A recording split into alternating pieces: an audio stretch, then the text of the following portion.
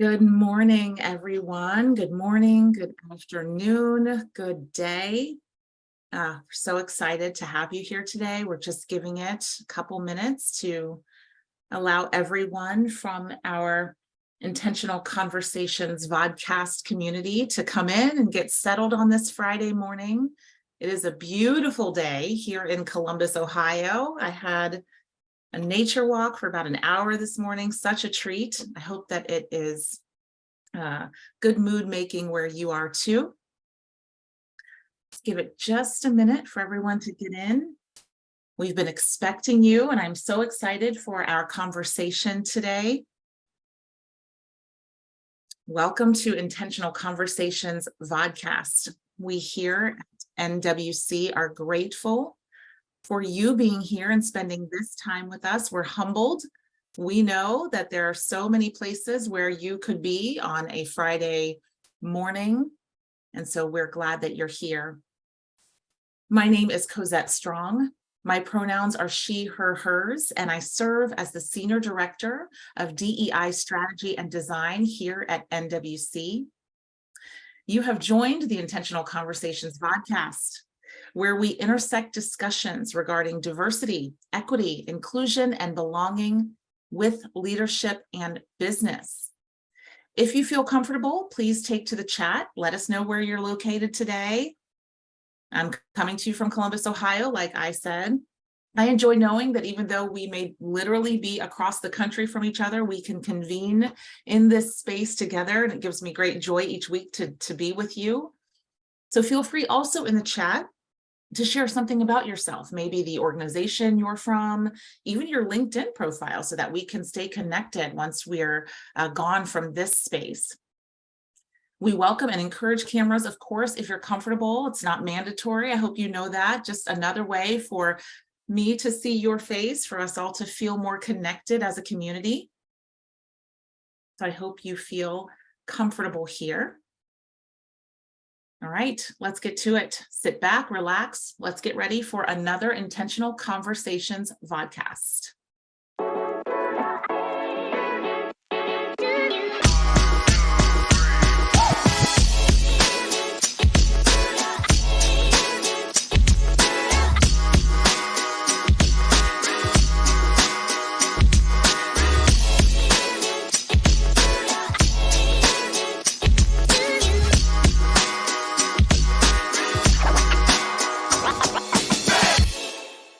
Yay! Let the conversation begin. Welcome again. For those just joining us, my name is Cosette Strong. My pronouns are she, her, hers, and I serve as the Senior Director of DEI Strategy and Design here at NWC. As you may know, we do this podcast every week, and it is supported by an incredible team of purpose-driven, passionate professionals. I'd be remiss if I didn't acknowledge their presence and their hard work every week as we curate this experience for you. I'm grateful to be a part of this amazing team. As you may know, over the last 3 years of our Intentional Conversations VodCasts, we've had a variety of dynamic co-hosts on the show. And so one of the ways that we would like to commemorate this 3rd year is to ask you for your feedback. We're very interested in what you think, and we would love for you to share with us who you would most like us to bring back to co-host again. Contact us and let us know. And did you know that this is Black Maternal Health Week? According to the data, we know that Black women are 3 to 4 times more likely to die from complications surrounding pregnancy and childbirth than white women. This week was originated by the Black Mamas Matter Alliance to raise awareness of diminished maternal health outcomes in America, especially among Black women. In addition to this being Black Maternal Health Week, this is Autism Awareness Month. And it would be a missed opportunity if we did not acknowledge that each year during April, individuals and organizations across the world celebrate this month with events to educate local communities and raise public awareness about autism. Almost 50 years have passed since the Autism Society held the first National Autism Awareness Month back in April 1970. And in addition to Autism Awareness Month, it is Black Women's History Month, so shout out to Black women. A woman from Atlanta, Georgia, is behind this movement, Miss Shaw Battle, to gain recognition for this month to be acknowledged. She started feeling like the diverse contributions of Black women weren't well represented in education. And so in 2016, she wanted to find a way to uplift and support the achievements of Black and other historically excluded women in the diaspora. So happy Black Women's History Month. I am excited to announce that Inclusion Uncomplicated, the newest book from Dr. Nika White in partnership with Forbes Books, is now available. So head to Amazon or Barnes & Noble, wherever you get your books, and get your copy now. On April 20th, this is coming up, you'll have the opportunity to join us for a special book club event featuring Dr. White. I'll join for this live discussion where we will address key takeaways from the book, discuss next steps in your diversity, equity, inclusion, and belonging learning journey, and how to actualize some of the strategies shared. You won't want to miss this, so access the link in the chat to register. Next week, join us for Intentional Conversations VodCast when we welcome Valerie Williams. My colleague Courtney will co-host with Valerie to discuss ways companies can empower DEI professionals amid mass reductions and tools to support DEI practitioners in future-proofing their careers amid industry-wide turbulence. So you won't want to miss that. And the week after that, we will be welcoming Sharon Hurley Hall, and we'll discuss topics from Sharon's books, I'm Tired of Racism, and Exploring Shadeism. So mark your calendars for both of those. Finally, I am very excited to welcome today's co-host. Jacquie Abram is with us. As is our custom, I will read Jacquie's bio and then ask for a personal greeting from our co-host. So you know what we do, IC VodCast community. Get your emojis ready, get your virtual applause ready. Let's make sure that we are welcoming our guest co-host.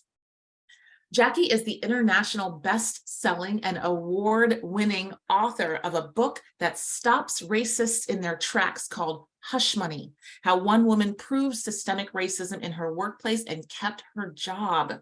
It is a book that she and her daughters, Deborah Harris and Delilah Harris, published after her lucrative career in higher education was killed by racists, and she suffered racial trauma that was so severe that she contemplated homicide and suicide.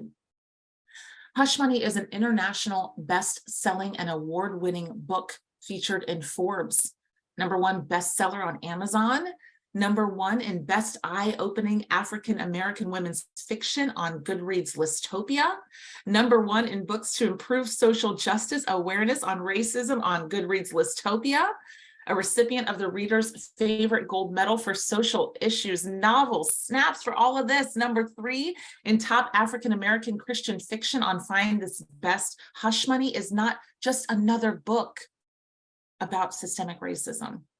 For employees, it serves as a roadmap for fighting back against covert racism in the workplace and surviving the battle. And for employers, it can serve as a compass for identifying covert racism, because you can't fight what you can't see. I love that. Welcome, Jacquie. It is so good to have you here. I am so excited to be here with you, that you have joined us. And I would love for you to greet our audience in your own way. Well, thank you so much for having me. I am just beyond delighted to be here. I cannot thank you enough for that amazing introduction. And, I'm just excited to have a thrilling and exciting conversation. I see so many familiar faces in the audience today. Love the support that I get from the LinkedIn community. And let's do this. I love that. Yes, let's do this. I am very interested in, something that maybe I can't learn from your LinkedIn profile or your social media presence or your website even. Is there something that you would like to share with us to help us get to know you just a bit better? Okay, absolutely. Well, most people would never guess in a million years that I'm actually 6 feet tall. And years and years ago, so we're talking decades ago, and probably at least 100 pounds ago, I was a runway model. And so that's something a lot of people don't know. Wow. Thank you for sharing that. It is impossible in this virtual environment to tell, how tall someone is. I know that, when you work with someone virtually and you see them on a virtual platform over and over and over again, and then you Mhm. finally get to actually be in person with them and meet them, there are so many things you're like, oh, wow, I didn't realize you were that tall, or Right. oh, I didn't, realize this about you or this. So thank you for sharing that with us. Mhm. Well, I am very interested in something in particular because this is a little controversial. I want Yes. to get right into this. I know that you have often said, Jacquie, that DEI continues to fail Black people, and that is a big Yes. word to use, fail. And so can you shed some light on why you have said this and your perspective here? Absolutely. So let me just say this about DEI as a whole. DEI as a whole can be very effective. There are a lot of important components that make up DEI. Sadly, in a lot of organizations, not all, but in a lot of organizations, DEI continues to fail Black people because of two primary reasons. Number one, the people who are leading the discussion that is designed to promote an environment where Black people feel that they're included, they feel that they belong in organizations that are wondering why Black people continue to leave their organizations. It's because of the component that focuses on systemic racism. Yes, we do experience microaggressions. That's important, okay? Microaggressions are annoying and sometimes they're painful, okay? And so that's an important component to have. Mhm. In some DEI, they focus on implicit bias and unconscious bias. And again, these are important components. But what is missing, okay, and the reason Black people continue to leave organizations is the covert racism piece. Because the other things that I just mentioned, although they are important, they are not career killers. What is killing our careers is something called covert racism. And sadly, in many organizations, in their DEI solutions, you never hear about covert racism, and therefore you don't do a deep dive to Yeah. explore what is really killing the careers of Black folks. Mhm. So that's one reason that it continues to fail Black people.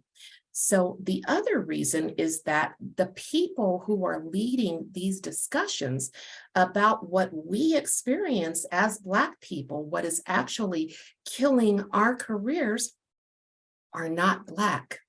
Yeah. So how can you lead a discussion, How can you relate? put together solutions to promote the change that we need to keep our jobs when you yourself have no idea what we experience? Your knowledge is based on a textbook, Yep. or it's based on secondhand knowledge that you're getting from a Black person. Not experiential. Right. So, companies can address these two issues, and then you're going to see that you are now retaining more of your Black employee population. You need to have a Black person leading the Black experience, okay? Mhm. And you also have to have that uncomfortable conversation. Many organizations don't want to tackle covert racism because it is a very uncomfortable thing to do a deep dive and really dissect why Black people continue to be failed. And so if companies were to address those two issues, they would find that their DEI solutions are powerful. Does that make sense? It does. It does. You just I really never thought about the lack of a deep dive when it comes to covert racism. We talk Mhm. so often about overt racism, and we Right. really try to approach and eradicate that. But for our audience, can we talk about the difference between covert and overt racism and how it influences institutional racism? So let me just say this.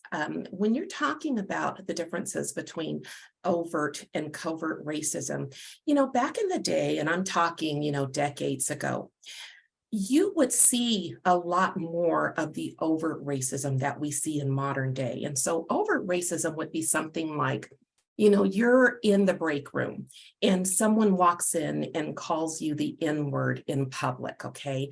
Well, that still happens, but it's very rare. And if that happens so overtly and blatantly in this break room, in the presence of other people, chances are that there's going to be someone in that break room that says, this is not acceptable. This is unacceptable. Does that make sense so far? Yeah. Okay.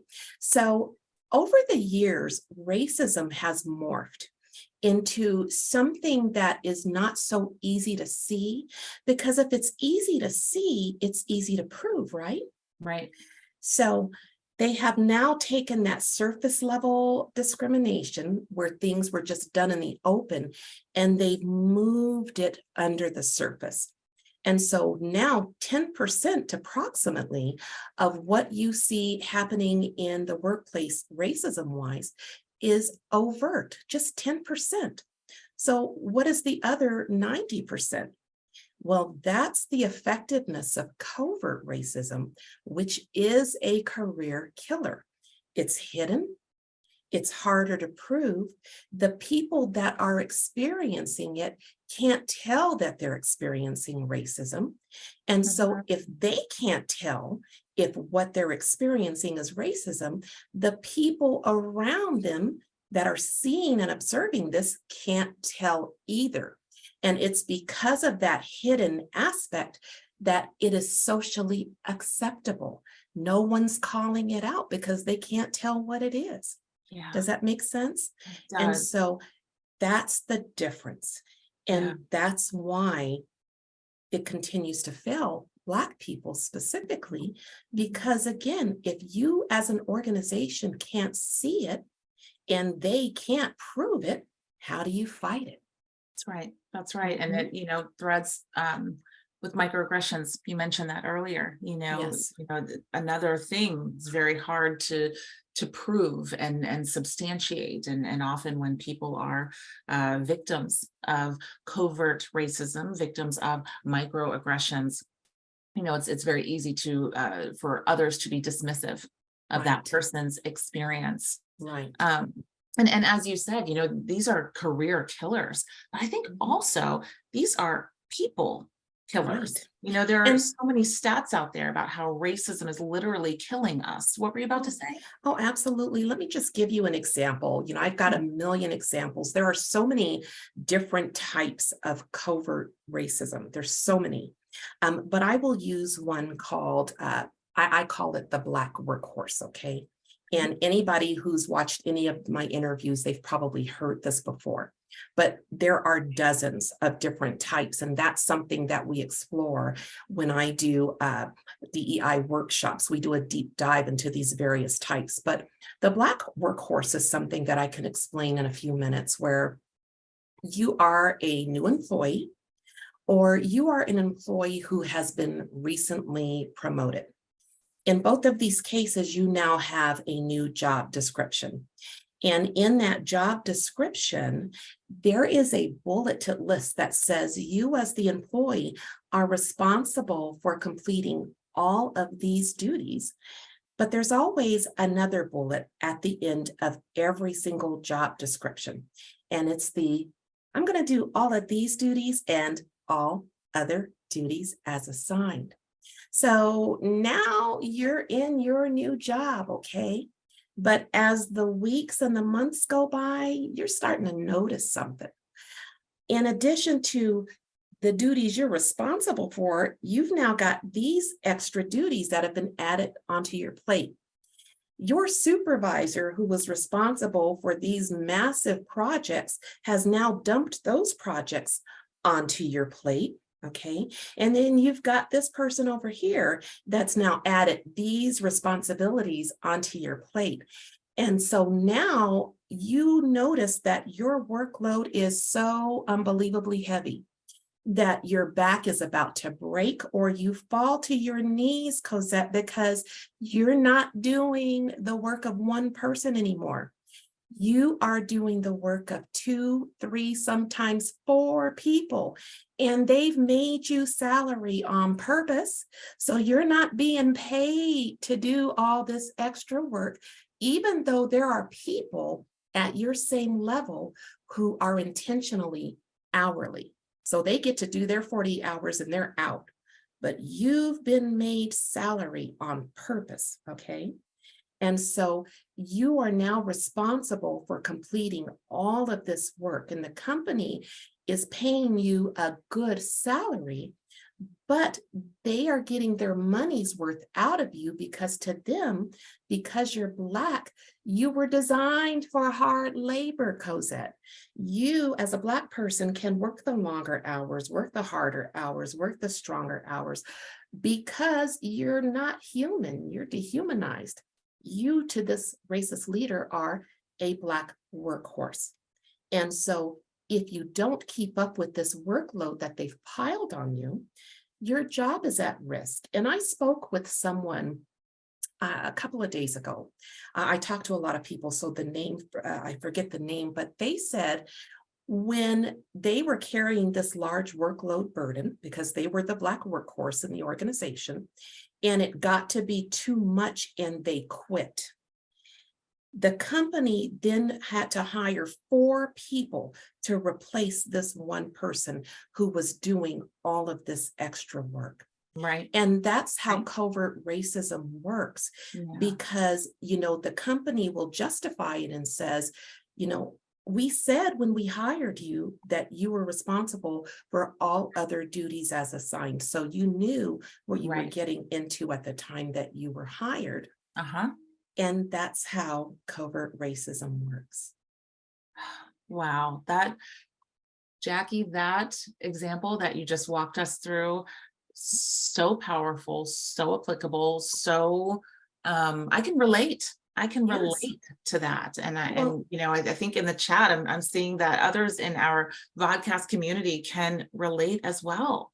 Well, and Cosette, it's the exact reason you see so many Black people working through their lunches, staying late when everybody else has left for the day, working on holidays, working on weekends. And in my case, I was actually so overwhelmed with the workload I had. I was using my vacation days, my PTO, to try to stay on top of this workload because, again, you're paying me a great salary.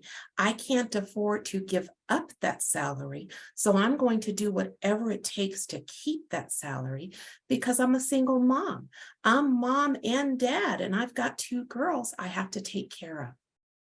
Yeah. Is this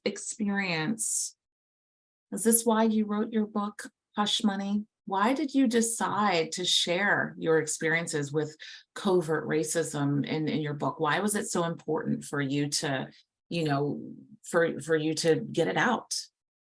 So let me just step back a minute and explain something. I had a lucrative career in higher education before I became an author.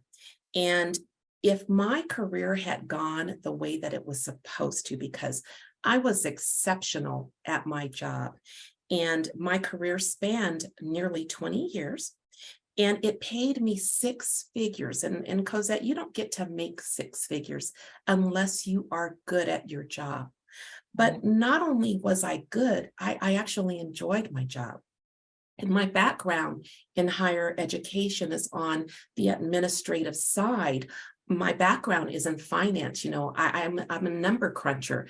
I can crunch numbers like the best of them, but I knew absolutely nothing about writing a book. But over time, my career kept being derailed. And it was derailed not with the overt stuff, but with the covert racism, like I said. And the covert racism in the workplace it has a tendency to damage you psychologically because as you're experiencing it, again, you can't tell what you're experiencing as racism. And it's not like the racism back in the day where you've got one person who calls you the N-word in public, like I said. Okay, in that case, you're dealing with just one person. But what makes covert racism so unbelievably effective in killing the careers of Black people is that, yes, there's going to be one person in that organization who targets you. Okay. So in my case, like I said, I'm a Black woman. I am exceptional at my job. On top of that, I'm 6 feet tall. And back in the day, I was a Janet Jackson lookalike. So I was easy to notice. It was not hard to notice me, especially because I was good at my job. So someone in that organization who was in a higher position as mine would notice me. But this person who's noticing me is also a racist. And so this racist decides to target me. And he or she begins the act of killing my career. But he is not alone. He recruits help. Okay. Because of his position of power and influence and authority, he has the ability to inspire other people in the organization to conspire with him. Okay. And before you know it, you are not just dealing with this one racist leader.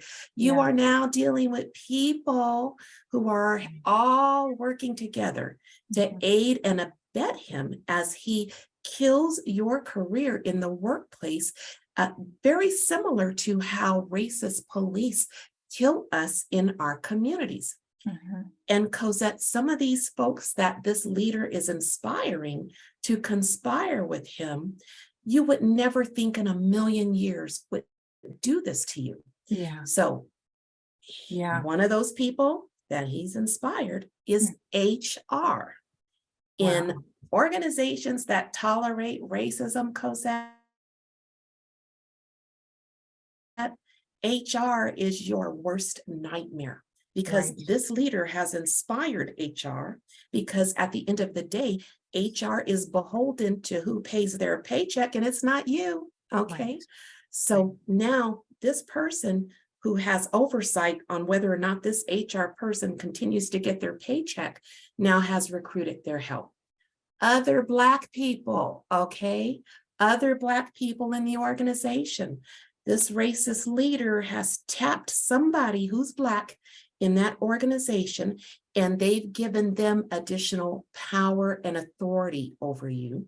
So now you've got this Black person who should be your biggest supporter, aiding and abetting this leader. But then you also have your own employees. While you're at lunch, Cosette, this racist leader has met with somebody on your team and has promised them your job. So now your employee is incentivized to complain about you, to check your comings and goings, to try to find errors, catch you up in various things. And then this racist leader has inspired other leaders in other departments that you have to work with. You need for them to do their job so you can do your job. And these people are now putting the brakes on what they're doing that they know you need, so that you're missing your deadlines, you're making mistakes because of what they're doing. You are a social pariah. Okay? No one wants to interact with you anymore. And so you've got all of these different factors, and it's not like they're happening in a line. Everything's happening all at once. So by the end of the day, you are so traumatized. You go home, you try to shake it off, but the next day you go back and the attacks start again. So that's the psychological damage that you are experiencing day in and day out. until they have effectively killed your career. Wow. And so when that happens, Cosette, Mhm. your career is killed. You are either set up and fired because they're all working together, Mhm. okay? Or the stress and the trauma that you're experiencing is so great after you've tried to suffer in silence, you just can't take it anymore. So you leave. But in either case, you have now lost your income, okay? And your ability to provide for your family. Mhm. And so in my case, after having my career killed and derailed by the fourth and fifth time, I'm feeling some kind of way, Cosette. Yeah. Okay, because not only have I lost my income, I've lost my ability to pay my bills. I've lost my home. Me and my girls are now homeless, and I'm trying to figure out how I can feed us. So Yeah. by the fifth time, you are so traumatized. Yeah. And that's where hush money came from, because after I decided, and I say this with all honesty, Cosette, by the end of my career, I was plotting to kill my last boss. And I'm a smart woman. I Wow. could have done it if I really wanted to. Wow. Okay. I was that far gone. I was so psychologically damaged. Yeah. Wow. And when I couldn't figure out how to get away with killing my boss Mhm. without it impacting my children, Mhm. I decided to kill myself. Oh, Jacquie. But God intervened, Cosette, because he told me that my pain was not my own, that there were other people who were experiencing the same thing. Because I honestly thought something was wrong with me. I Yeah. thought, there's obviously something wrong with me. But when I found out that other people were going through the same thing, that was the catalyst for me Hmm. saying, okay, it's not just me. Other people are experiencing the same thing. And Cosette, let me just say this real quick. Even though my career was repeatedly derailed, okay, and I lost everything, okay, there was something I knew that a lot of other people didn't know, okay? And that was actually how to fight back, whether it was while they were in the process of derailing my career before I left, or if it was after they wrongfully terminated me and then they thought I was gone and I came back. Okay. I knew how to fight back. And I knew that a lot of our people didn't know what I knew. Mhm. And the settlements, let me just tell you, the settlements are great, okay? Especially the ones that I have the knowledge to help people get. Mhm. But under no circumstances do those settlements ever Yeah. replace, and are they ever enough to undo the harm that was caused to you in that organization, okay? Mhm. So I pulled myself out of corporate America to save my sanity because I Yeah. was far gone. Yeah. And then I took all the pain that I was feeling and I poured it with the support of my two girls. Mhm. I poured that pain into hush money. Wow. And hush money created a roadmap Mhm. to help our people walk away, whether it's because they quit or they were wrongfully terminated, whatever the situation is, to Mhm. help our people walk away, but not empty-handed. Okay? It's okay to walk away, but don't walk away empty-handed.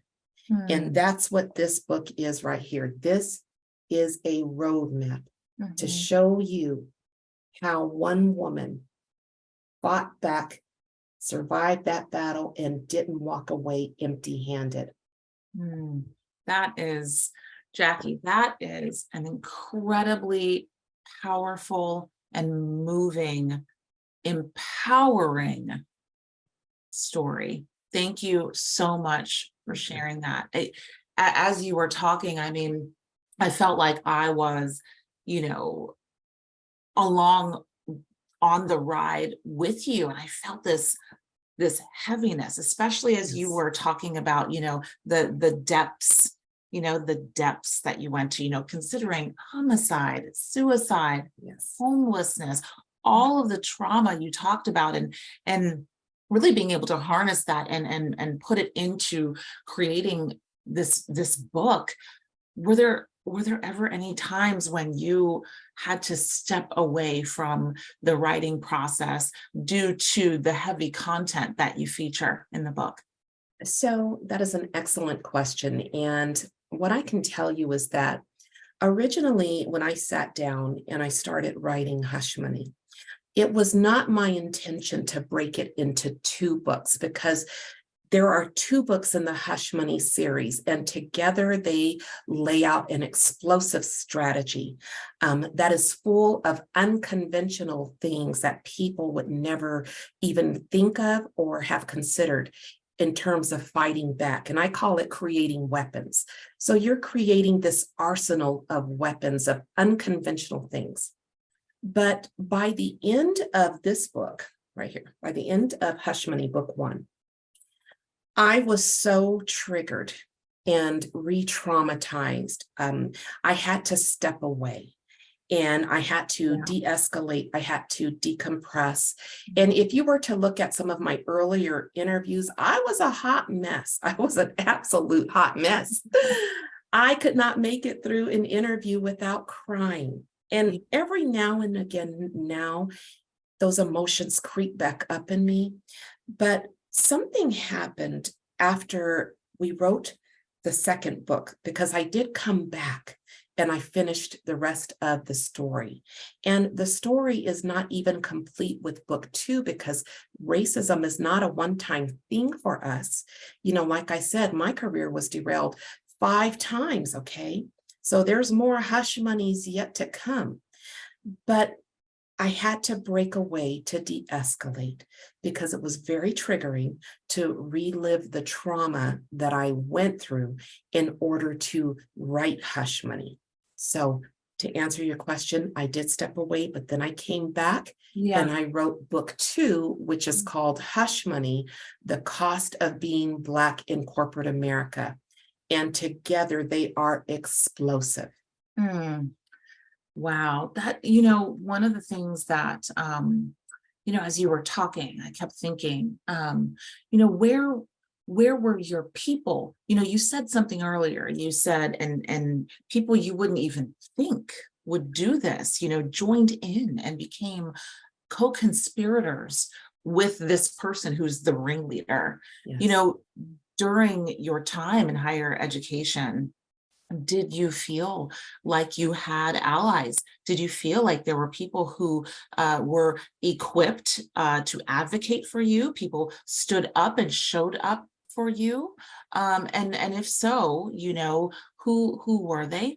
And were there any times where you thought, maybe this person is more of a performative ally than really an active, actionable ally? So let me just break that down a little bit, okay? So again, my career spanned nearly 20 years, okay? I can honestly tell you, in that nearly 20-year time frame, there was only one person who actually put herself in an uncomfortable position to stand up for me, okay?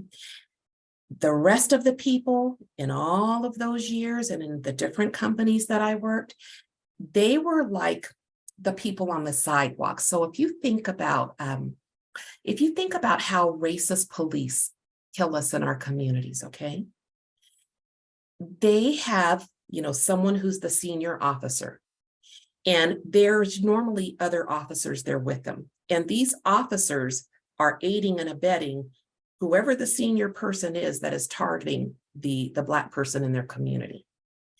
Now, there are always onlookers. There are always people on the sidewalk who see what's going on, who know that it's wrong. And some of them are crying out in horror as this Black person is being, just terrorized by these police officers. They see it. Some of them cry out and say, you know, that's wrong, stop, please.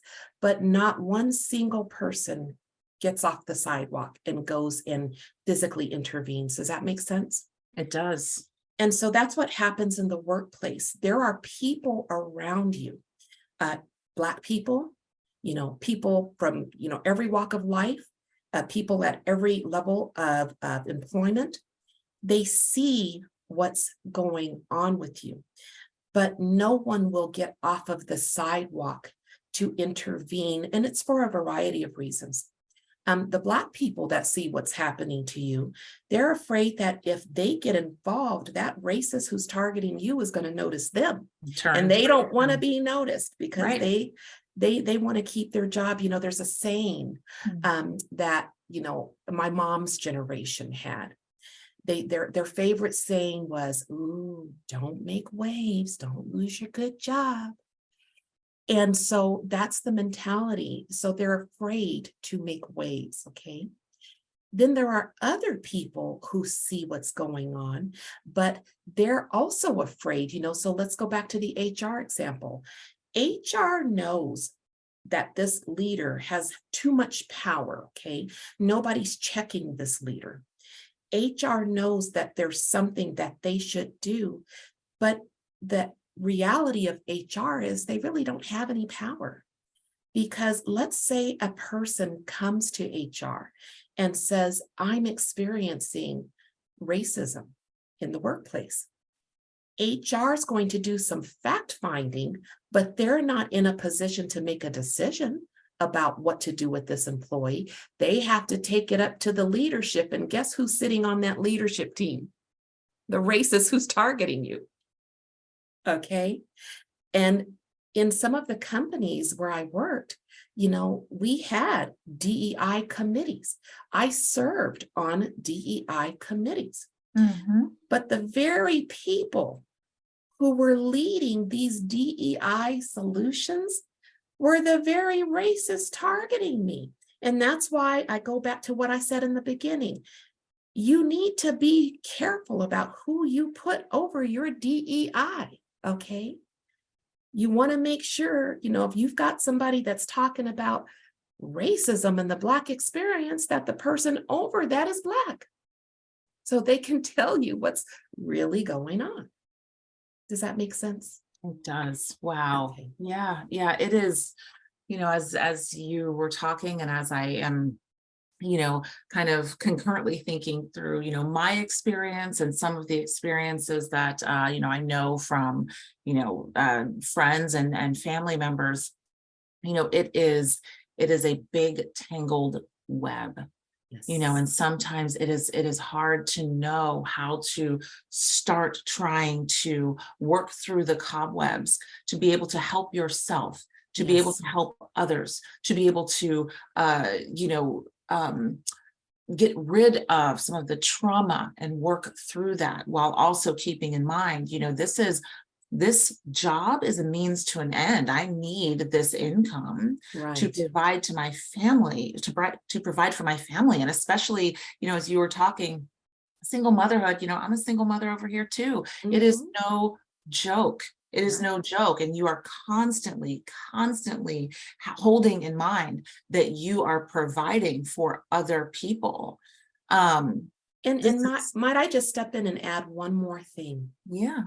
So Cosette, the other piece of this is not only will most people not stand up for you, instead of the company looking at you as a victim, they actually turn you into a villain. Okay. So not only will people not stand up for you, they think that you're wrong for wanting to stand up for yourself and your rights. And so they have turned you into a villain, and no one wants to be seen with you or caught talking to you. So you have basically become a social pariah. You are ostracized and you are alone as you're fighting through the sludge that is being created by all of these people who are working together to ultimately kill your career. And they're not just trying to hurt you. okay, they're trying to decimate you, to harm you to such a degree Right. that you cannot recover, Yeah. because there's something, fundamentally wrong on the inside of a person who is racist. And Mhm. it's not just enough to get you out of there. They want to humiliate you. Right. They Right. want to, like I said, just put you in such a state that you are humiliated. Mhm. You are degraded. I mean, Yeah. just everything. Yeah. Yeah. Mhm. I love that word decimated that Yes. you used, just decimated. And I'm a pretty visual person. And as you said it, I Yes. just saw, a building just collapsing and all the rubble and the smoke and all of the turmoil and the noise and everything. It's Yes. decimation. And wow, that is that's so true. That's so true. It's not enough to wound you. Right. The destruction is Yes. what people want. They want to destroy you. And the what I found in my life and in the lives of those I'm close to and talk about these things with is that the best second act, the best second act is to say, you tried to destroy me. Right. Tried. And guess what? It didn't work. It didn't So, work. And that only grew me.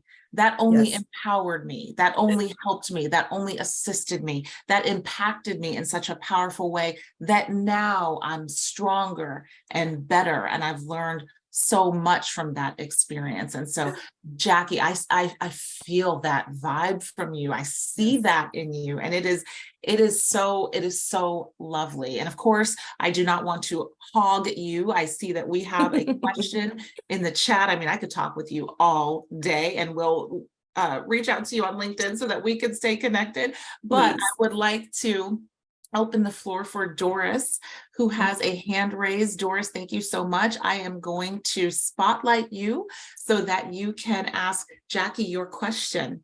Doris. Hi, my friend. How are Hi. you?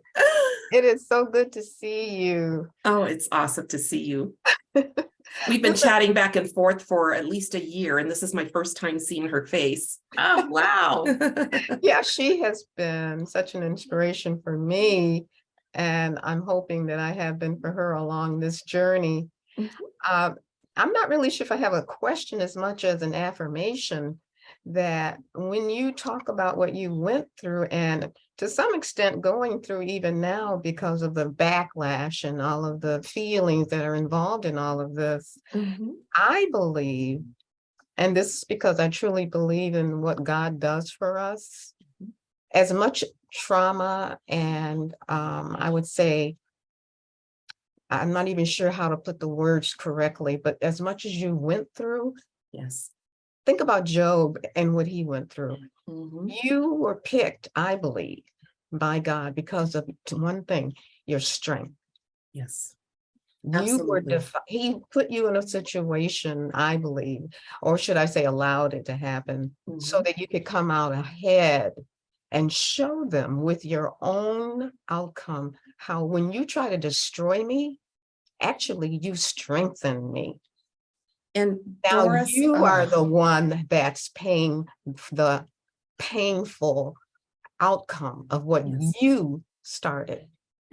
Doris, let me just talk to that for a minute because, I'm smiling and I'm just about ready to laugh because let me just tell you, I went through a lot of pain. Okay. I went through a lot of trauma, but there is something just so satisfying. I mean, just so satisfying when those same people who tried to destroy you, okay, when you actually use these strategies, and not only do you take the organization down and get those nice big settlements, but the people who targeted you, in most cases, they end up losing their jobs because you, as part of the process that I outline in my book, people say the squeaky wheel gets the grease, but in my strategy, we don't just have one wheel squeaking. We have all four wheels on our career bus squeaking louder than worn out car brakes. So by the time you're done, Everybody knows what these people did to you. And trust me, after they get you out of the way with that big settlement, they go back and deal with those people who put them in that position. Because everybody has a boss, even those that think they don't. Yes, they do. Everybody is accountable to somebody. And so That's that right. is such a Yes, satisfying feeling. that Yes. accountability is so important. That allyship is so Absolutely. important. Yes. The affirmation, Doris, thank you Yes. so much, is so important. Yes. We have another question in the chat, and I'll go ahead and ask it on behalf of this person. You know, when we think about, you know, our stories and the ways that our stories can really be used as a launching off point toward a better life and a better work life, you know, how because that story is so important, you know, how do we move to, you know, sharing our story and then creating solutions and strategies to overcome this racism? What are some solutions that you pose in your book? So let me just make sure I'm understanding the question. Is this person asking me the question as a Black person or as an employer? As a Black person, I think. Okay, so they're asking what are some of the strategies to overcome, is that correct? Yeah, like how do we move to spending more time on, you know, the solutions and strategies to overcome racism? Yes. Okay, so that's easy. Starting today, you need to get this book. Okay, because the strategies that you need to start empowering yourself are laid out right in my book. You know, number one, okay, you first of all need to, wherever you're at in your job right now, you could be at the beginning of your job, you could be seasoned in your job, but as of today, right now, there are documents you need to collect, okay, because right now you need to start creating your arsenal. So go back to your office or your desk or whatever, get on that computer and immediately get your job description, take it down, okay? You're going to get any emails that show you having been performing your job, any kudos or accolades that you've got, get those documents down. You want to make sure you've got a copy of your last pay stub, get those documents down. And most importantly, you need to get that company's anti-discrimination policy. Take all of that stuff down, because when this company starts targeting you, things are going to start disappearing, accesses are going to be limited. And if you want to fight back, these are things you're going to need. And I'll tell you something funny. The reason I say to get that anti-discrimination policy and take it down with you now is because when you start fighting them back, they're going to start changing the policy, changing the verbiage. So you want to be able to get the policy that was in place at the time all of this stuff started with you. You're going to get those documents. You're going to create a free online account with an online storage facility like my favorite is Dropbox, but there's Google Drive, there's OneDrive. And then start saving these things there. You want to adopt the motto. The E in email stands for evidence. This is a mistake that a lot of our folks make.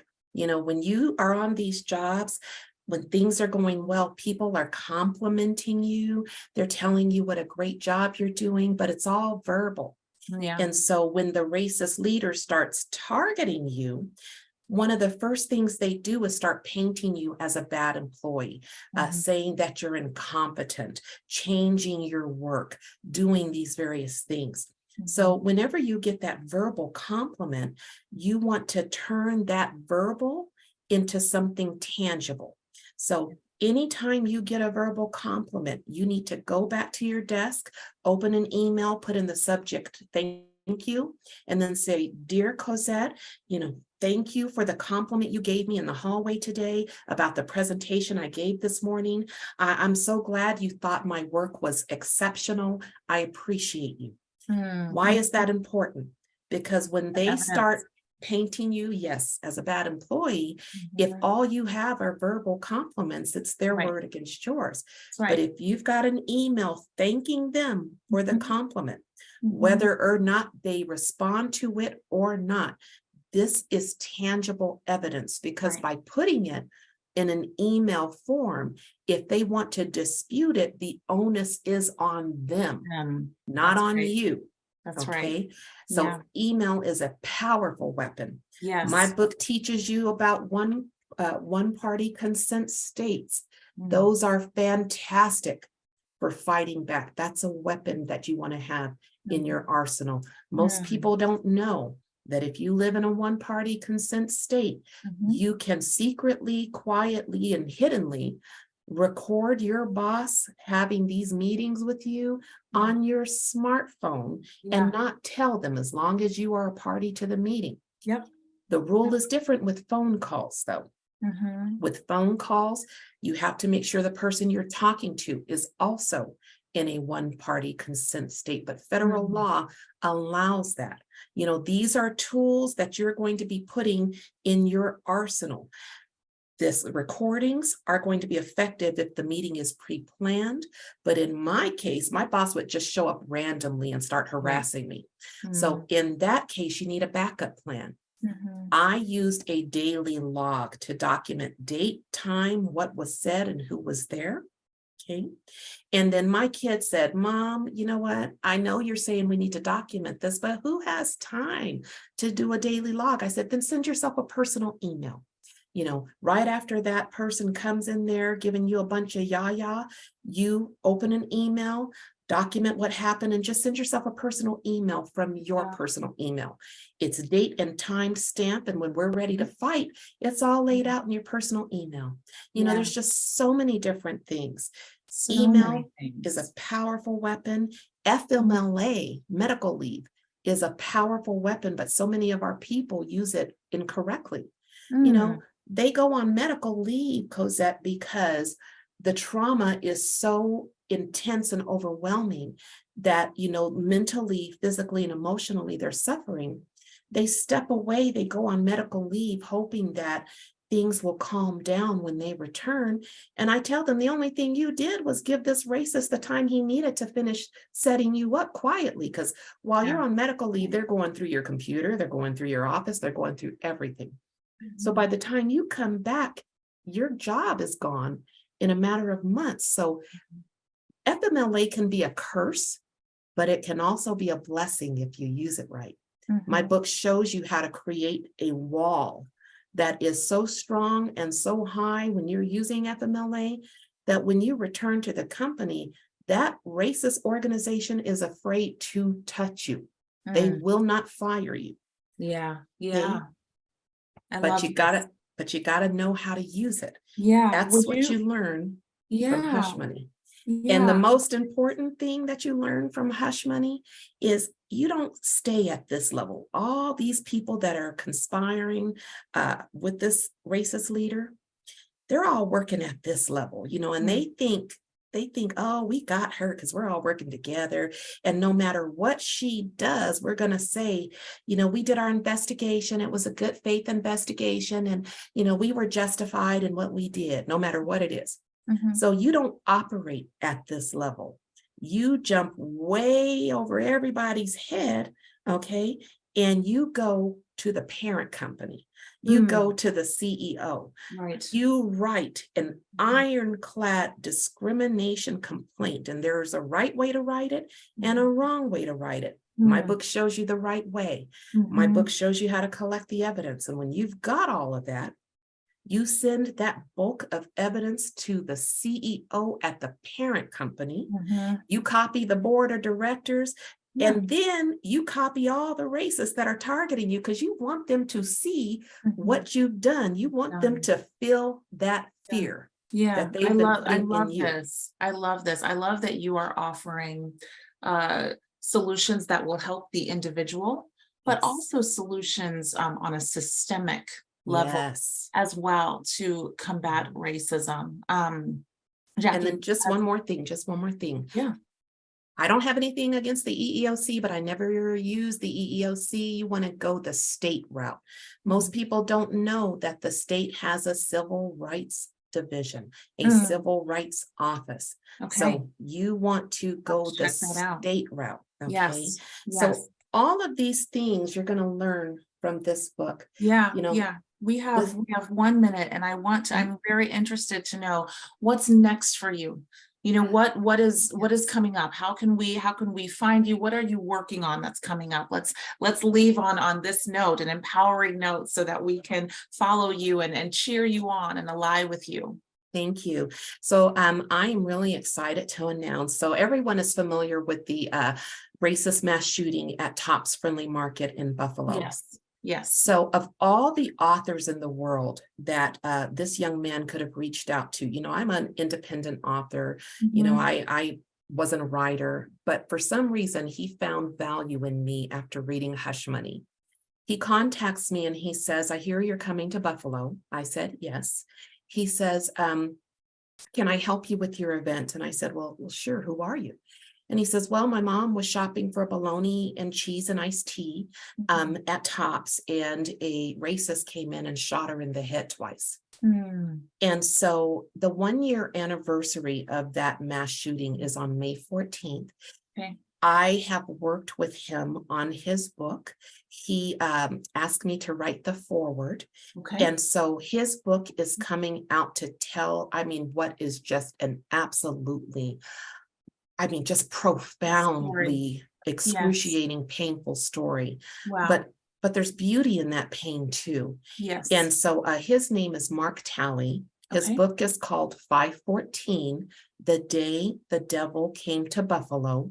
Wow. We will be flying back to Buffalo, or I will, he's already there, Okay. for a huge press conference with the media at Tops on May 14th to talk about his book and how we came together to partner. And That is exciting. the book is just absolutely jaw-droppingly incredible. That is exciting, Jacquie. We are going to look out for that, and thank you. That is in the link is now in the chat for those of you who want to access it. Jacquie, thank you so much for this time. I could talk with you forever. Look out for that LinkedIn connection request. Please. Thank you to those of you who joined us today for Intentional Conversations VodCast. Thank you so much for spending your time with us. Follow Jacquie, and we will see you next week. Have an amazing weekend. Take care. Thank you. Bye. Bye.